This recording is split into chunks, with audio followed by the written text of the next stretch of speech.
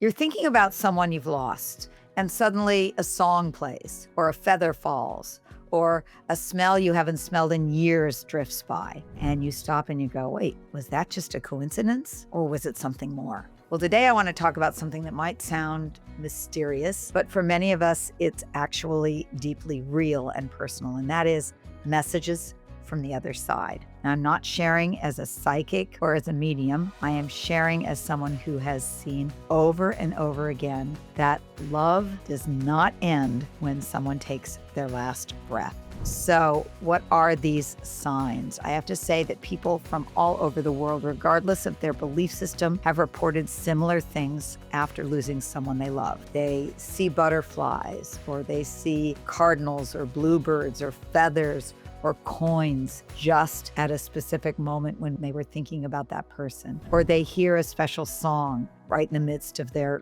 grief. Or they just feel the person's presence when they need comfort the most. Well, here's the deal. I believe that we are in a beautiful dance with life and with the universe. The universe is always having a conversation with us. And the conversation is through signs or through imagery or through music or through various coincidences. And when people cross over, I think that they use signs to speak with us and to remind us that no matter what we are going through, that we aren't alone, that we are loved, that we are connected. Now, some people communicate with the other side professionally. I know some amazing channelers and healers, and most of them will say that we all have the ability to tune into the nudges and the whispers that are being communicated from the other side. You don't have to be a psychic to be able to sense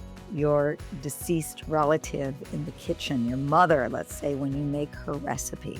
You don't have to channel spirits to know that your friend is nearby when you see their favorite flower blooming. The love that connected you didn't go away. It didn't vanish. It just changed forms. And sometimes you get messages not to haunt you, but to help heal you. There are many, many stories of this that I can share with you. When I was writing the Chicken Soup for the Soul books, I was blown away at how many people sent in stories about asking for signs from their loved ones. The most common sign that we got came from receiving a bluebird or a cardinal. And we just got so many stories about a bluebird appeared right when I was thinking of the person, or a cardinal, was on the tree.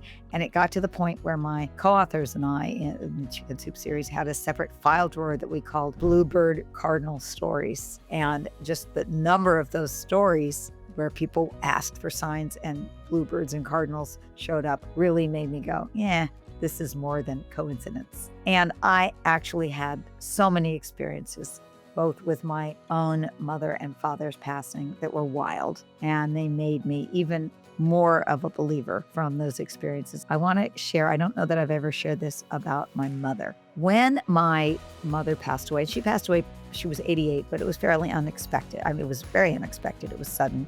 She died in her sleep. And my whole family gathered together in a hotel near my mother's home. My family home had just sold. My mom said she never wanted to leave the house that had been in our family that she and my dad had bought 58 years earlier. She didn't want to leave us with the burden of selling the house. So she actually died the week after we sold the house.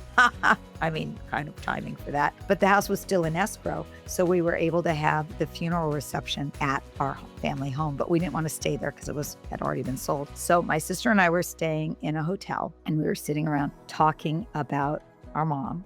And we're sitting on one of the beds. Out of nowhere, the lights in the hotel room went on. They weren't on. Nobody walked in the room.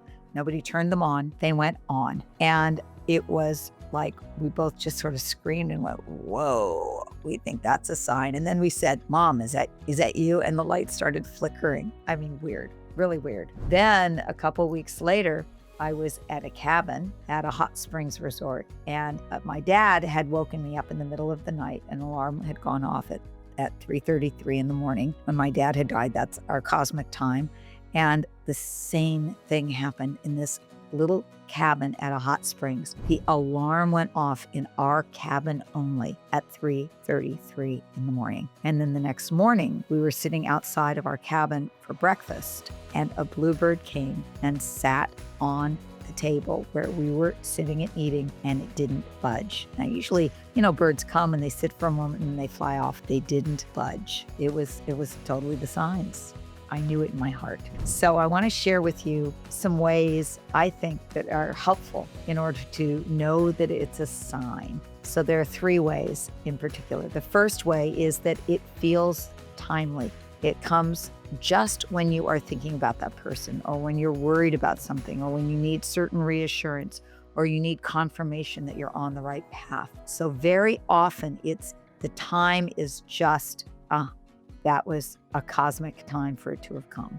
The second way you know that it's a sign is that it feels personal, like it was meant just for you. A song comes on the radio and it's the song that you shared with that person, or you see a specific animal that represents that person to you. To anybody else, that sign might not be anything out of the ordinary, but it has special meaning for you. Like the fact that the alarm went off at 3:33 in the morning, which was the exact same time the alarm went off when my dad had sent me a sign 4 years earlier when he had passed away. I mean, that's so unusual. And then the third way that you know that it's a sign is that it brings you peace, or it brings you clarity, not fear, but just, wow, this kind of feeling of, it's okay. People who have had near-death experiences have reported back that when they, quote, died, they learned that our purpose here in life is to expand in love, not fear, but to expand in our capacity to love. So when someone sends us a sign from the other side, it's going to be in the vibration of love and peace and an inner knowing, rather than a vibration of fear.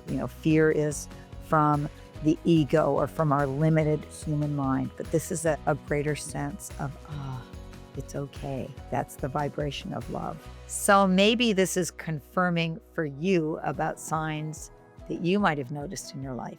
Or you might be thinking, well, I haven't seen any signs. Don't worry, you can start asking for signs. When we haven't had our attention on it, we might not notice it. So I like to ask for signs before I go to bed at night, or for signs first thing when I wake up in the morning. I think these are the moments right before we get to sleep, or right when we're waking up early in the morning, when the veil is the thinnest between the dimensions, where we might be connected with the non-physical. So when you want to ask for signs, you can take a moment to get quiet, and I always like to put my hand on my heart. That helps me, and connect with love. And from that place, just ask for a sign. You can ask for a sign from a person who's passed over. If you're near me, send me some kind of a sign, just a wink, and then set the intention.